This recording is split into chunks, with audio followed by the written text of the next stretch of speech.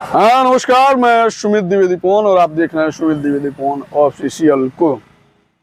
अभी जौन बेसवा न्यूज के बनरा और बनरी बड़ी सन एकनी के बता दियल चाहता नहीं ठीक ना कि अभी पवन सिंह के खाली नाम ले सन खिलाफे में बोलत सन तो 18 से 20 हजार लोग तनी के देखा था सोचा सन ठीक ना।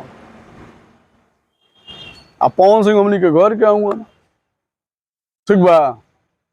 सब्सक्राइबर वाला रोना मत रो सन ठीक ना कि तुम्हारा सब्सक्राइबर क्या है, तुम्हारी औकात क्या है, तुम हो कौन, तुमको देखता कौन है, तुम्हारे ऊपर केस कर देंगे तो तुमको जेल भेज देंगे, तुम्हारा चैनल डिलीट करवा देंगे। तो धमकी कह रहे हैं सर चैनल डिलीट हो जाए नू।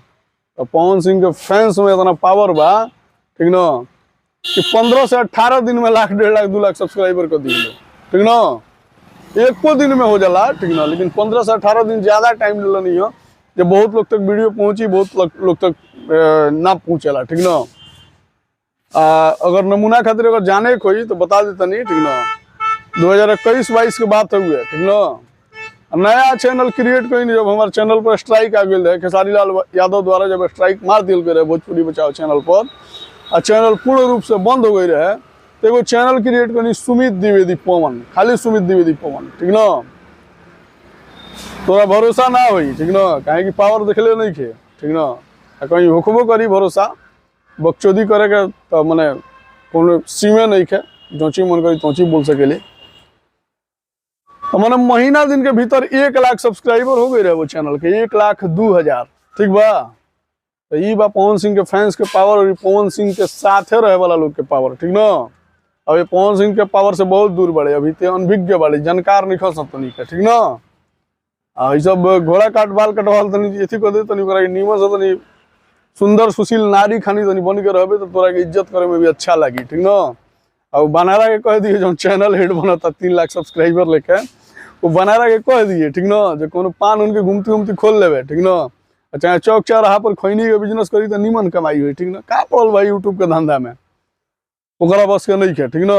तो बनारा बन रही तो निके औकात में रह सन ठीक ना, धमकी दियल बंद कर सन आ जेल भेजवावल तो निके बापो के बस के बात नहीं खे ठीक ना। कहे कि तोनी के करब सन बख्शो दी तोनी के कैसे लोग माफ कर दी ना माफ करी, केस करब सन कौन आधार पर करब सन हैं अपनो करनी बतेब सन जे तोनी क्या करता सन।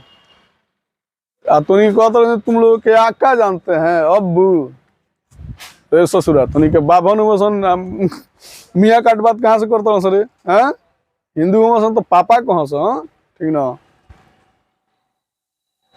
और बोले एक बात इस्लाम कबूल कर सन, कोई भी हमारे मित्र बड़ा से इस्लाम बोलबो सन तो नहीं कोई मनिए भर्ती करवा दी ठीक बा।